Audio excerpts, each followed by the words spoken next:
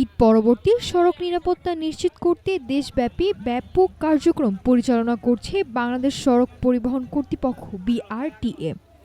এই কার্যক্রমের অংশ হিসেবে বর্তমানে বিআরটিএর ৬১টি মোবাইল কোড পরিচালিত হচ্ছে।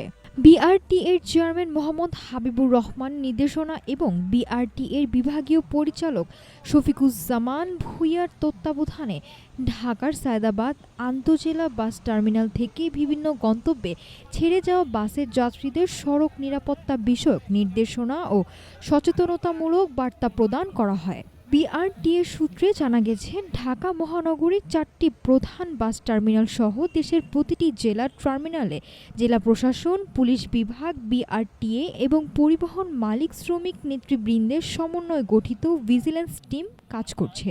নাজমুল ইসলামের তথ্যচিত্রে নাফিসা সামিয়া, ঢাকা টুডে।